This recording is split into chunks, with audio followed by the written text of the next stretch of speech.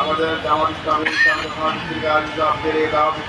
সংগ্রামী সভাপতি সংগ্রামী আমির জনাব মোহাম্মদ ইসমাইল উপস্থিত আজকের সম্মানিত প্রধান অতিথি বিশিষ্ট ইসলামিক চিন্তাবিদ ভদ্রম জনতা সাবেক সংসদ সদস্য ঢাকা মহানগরী সংগ্রামী আমির সক্রিয় জনাব আলতাফ সালাম চৌধুরী উপস্থিত আছেন ঢাকা মহানগরী সংগ্রামী সাংগঠনিক সম্পাদক সাবেক সবল কাউন্সিলর জনতা শামসুজ্জামান আলামী সহ জামাতের সহিত প্রিয় জামাত সঞ্জয়েরা ব্যবসায়ী বন্ধুগণ সাংবাদিক বন্ধুগণ আমার কর্মচারী ভাই বোনেরা মাইকের আওয়াজ যারা শুনছেন আসসালামু আলাইকুম ওয়া রাহমাতুল্লাহি ওয়া বারাকাতুহু।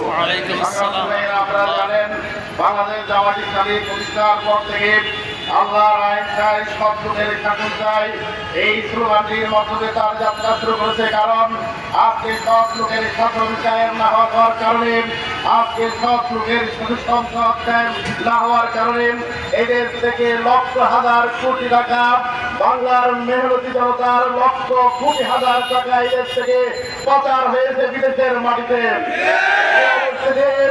আজকে স্বাধীনতার পর থেকে নয়, শুরু জামাত ইসলামী প্রত্যেক মানুষের কর্ণকোণে এগিয়ে গিয়ে, প্রত্যেক মানুষের দ্বার এগিয়ে গিয়ে এই কথায় বোঝানোর চেষ্টা করতেছে আজকে দুর্নীতিমুক্ত একটি সোনার সমাজ আমরা কায়েম করতে চাই, একটি সুন্দর সোনার জীবন যদি আমরা কায়েম করতে চাই, আমাদেরকে অবশ্যই প্রিয় নবী মুহাম্মদ রাসূলুল্লাহ সাল্লাল্লাহু আলাইহি ওয়াসাল্লাম আজ থেকে 1500 বছর পূর্বে যে সমাজ কায়েম করেছিল সেই সমাজের কাছে আমাদেরকে ফিরে যেতে হবে। আর সেই সমাজে আমাদেরকে ফিরে যেতে হলে অবশ্যই আমাদেরকে কোরআনকে আর কোরআনকে গ্রহণ করতে হবে। কোরআনকে গ্রহণ না করার কারণে আওয়ামী লীগ 20 বছর এই দেশকে তছনছ করে দিয়েছে। আজকে কোরআনের কথা বলার কারণে জামাত নেতা জামাত মতিউর রহমান নিজামীকে জীবন দিতে হয়েছে, আমাদের নেতা মুজাহিদকে জীবন দিতে হয়েছে, মীর কাসেম আলীকে জীবন দিতে হয়েছে। আজকে মীর কাসেম আলী মুজাহিদ নিজামী নয়, যদি এই দেশকে একটি দুর্নীতিমুক্ত সমাজ কায়েম করার জন্য, কোরআনের সমাজ কায়েম করার জন্য জামাতের প্রত্যেকটি কর্মীকে জীবন দেওয়ার প্রয়োজন হয়, আমরা জীবন দিতে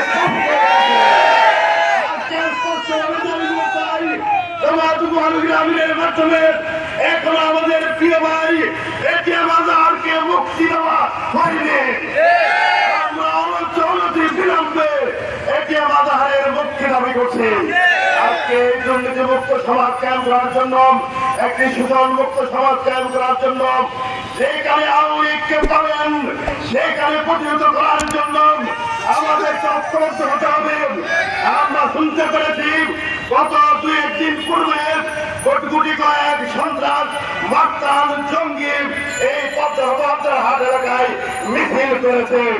আমরা জামতলার থেকে স্পষ্টভাবে জানিয়ে দিতে চাই, আপনি 2 দিন পূর্বে একজন সন্ত্রাসীকে গ্রেফতার করার মাধ্যমে আপনি সাধুবাদ পেয়েছেন, ধন্যবাদ পেয়েছেন। জামাতের পক্ষ থেকেও, জামাত ছাত্রদলের পক্ষ থেকে আপনাকে ধন্যবাদ জানাই। কিন্তু যারা সন্ত্রাসী হিসেবে রাষ্ট্র চিহ্নিত করেছে, সন্ত্রাসী হিসাবে ডক্টর ইউনূস ঘোষণা দিয়েছে, সন্ত্রাসী হিসাবে ছাত্র সমাজ ঘোষণা দিয়েছে, এই আওয়ামী লীগকে যারা গত 2-1 দিন আগে মিছিল করেছে, এই আওয়ামী লীগ জঙ্গিদেরকে আপনি এখনো গ্রেফতার করতে পারেননি। বিলম্বে তাদেরকে গ্রেফতার করতে হবে। আসুন এই কামকার ঘরে ঘরে, বাড়িতে বাড়িতে, দোকানে দোকানে কোরআনের দাওয়াত পৌঁছে দেওয়ার মাধ্যমে আমরা প্রত্যেক ঘরে ঘরে কোরআনের কর্মী জন্ম দেবো ইনশাআল্লাহ। আর এই কোরআনের সমাজের সকলকে ঐক্যবদ্ধ আহ্বান জানিয়ে কোরআনের সমাজ গ্রহণ করার পথে আমার সংক্ষিপ্ত হয়ে শেষ করলাম। ওয়া তাওফীক ইল্লা বিল্লাহ। আসসালামু আলাইকুম ওয়া রাহমাতুল্লাহি ওয়া বারাকাতুহু।